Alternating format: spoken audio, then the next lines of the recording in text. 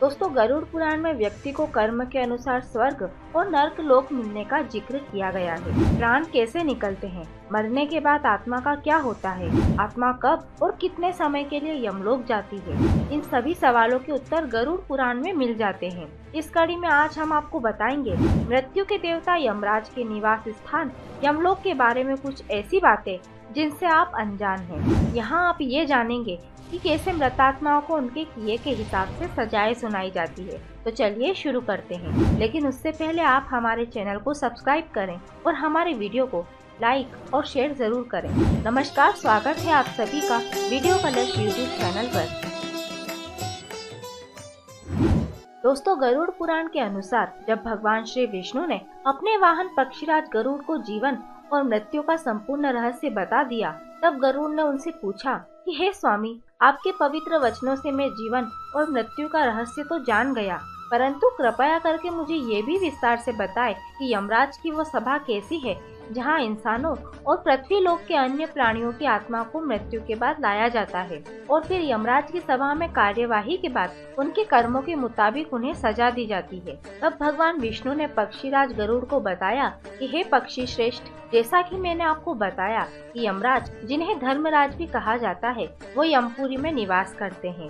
यमराज का यह लोक 86,000 योजन यानी कि करीब 12 लाख किलोमीटर में फैला हुआ है। यमपुरी में यमराज जिस राजमहल में निवास करते हैं उसे कालित्री के नाम से जाना जाता है। यमराज के इस भवन का निर्माण देव शिल्पी भगवान विश्वकर्मा द्वारा किया गया है। यहाँ यमराज की सभा होती है जिसमें आने वाली आत्माओं को उनके कर्मों के आधार पर न्याय मिलता है। इस राजमहल में यमराज जिस सिंहासन पर बैठते हैं उस सिंहासन को विचारभू कहा जाता है। यमराज का महल चौकोर है।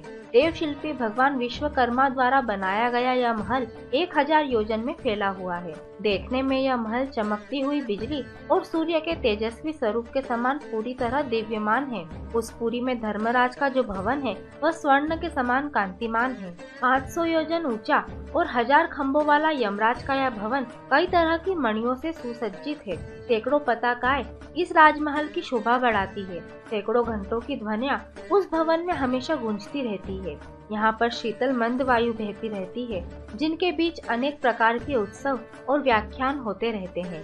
धर्मराज का यह लोक अभेद माना जाता है। यह लोक इतना सुरक्षित है कि यहाँ असुर तो क्या, देवता भी यमराज की मर्जी के बिना प्रवेश नहीं कर सकते। यमराज की सेवा में लगे दूतों को यमदूत कहा जाता है। यमलोक के द्वारपाल को धर्मध्वज कहा जाता है। यहाँ महामंड और कालपुरुष नाम के 2 प्रमुख रक्षक हैं। साथ ही 4 आँखों वाले 2 कुत्ते यमलोक की चौकीदारी करते हैं।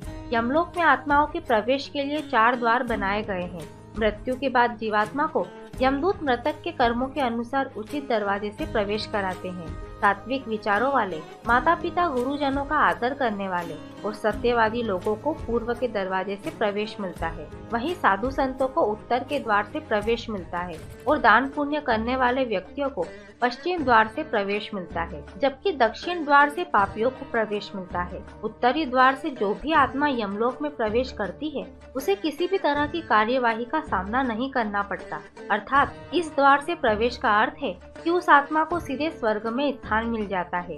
इतना ही नहीं, इस द्वार से प्रवेश करने वालों का स्वागत स्वयं अप्सराएं करती है। इसके अलावा यमलोक के मध्य भाग में यमराज के सहायक चित्रगुप्त का भवन बना हुआ है, जिसका विस्तार 25 योजन है। उसकी ऊंचाई 10 योजन है। चित्रगुप्त का यह भवन लोहे के सरियों द्वारा चारों ओर से घिरा हुआ है और सैकड़ों पताकाओं से यह सुशोभित रहता है। सैकड़ों दीपक इस भवन में प्रज्वलित रहते हैं। इतना ही नहीं, चित्रगुप्त के इस भवन को सुंदरतम चित्रों से सजाया गया है। इस भवन में मुक्तामणियों से निर्मित एक दिव्य आसन है, जिसके ऊपर बैठकर चित्रगुप्त मनुष्यों अथवा अन्य प्राणियों की आयु की गणना करते हैं। साथ ही कोई भी प्राणी जो कर्म करता है वह सब कुछ चित्रगुप्त लिखते हैं। चित्रगुप्त के अलावा यमराज की सभा में कई चंद्रवंशी और सूर्यवंशी राजा भी होते हैं, जो सलाहकार की भूमिका निभाते हैं। इनकी सलाह पर ही यमराज सजा का निर्धारण करते हैं और मृत्यु के बाद जब जीवात्मा को यमलोक लाया जाता है तो पृथ्वीलोक की तरह ही यहाँ भी सभा का आयोजन किया जाता है, परंतु यहाँ किसी तरह का भेदभाव नहीं किया जाता। जीवात्मा के यमराज की सभा में पहुँचते ही चित्रगुप्त एक एक करके उसके कर्मों के बारे में सभा में पढ़कर सुनाते हैं। फिर यमराज अपने सभी सभासदों से सलाह मशवरा करने के बाद उस आत्मा के लिए दंड का निर्धारण करते हैं, जिसके बाद आत्मा को दंड भुगतने के लिए नरक में भेज दिया जाता है। और यदि कोई आत्मा अपने जीवन काल में पाप से अधिक पुण्य अर्जित किया रहता है तो उसे स्वयं यमराज स्वर्ग लोक के प्रवेश द्वार तक छोड़ आते हैं। दोस्तों, मृत्यु के पश्चात जब आत्मा को यमलोक ले जाया जाता है तो उन्हें अपने कर्मों के हिसाब से मार्ग में भी कई तरह की यातनाओं का सामना करना पड़ता है, क्योंकि ऐसा माना जाता है कि मृत्यु लोक से यमलोक तक का मार्ग बड़ा ही दुर्गम है। इस मार्ग में हमेशा अग्नि दहकती रहती है और जब कोई पापी आत्मा इस मार्ग से होकर गुजरती है तो उसका पाँव जलने लगता है, जिसकी वजह से उसके पाँव में फोड़े हो जाते हैं जो बड़ी ही पीड़ादायक होते हैं, जबकि पुण्यात्मा को यही मार्ग शीतलता प्रदान करता है। इस मार्ग में पापी आत्मा के लिए वृक्षों की कोई छाया भी नहीं है जहाँ पर वह विश्राम कर सके। इतना ही नहीं, दुरात्मा के लिए उस मार्ग में अन्न आदि की व्यवस्था भी नहीं है जिससे वह अपने प्राणों की रक्षा कर सके। इस मार्ग में जल होते हुए भी पापी आत्मा को जल दिखाई नहीं देता जिससे वह अपनी प्यास बुझा सके, जबकि पुण्य आत्मा को इस मार्ग में वह सब कुछ मिलता है जो उसने जीवित रहते हुए दान किया था।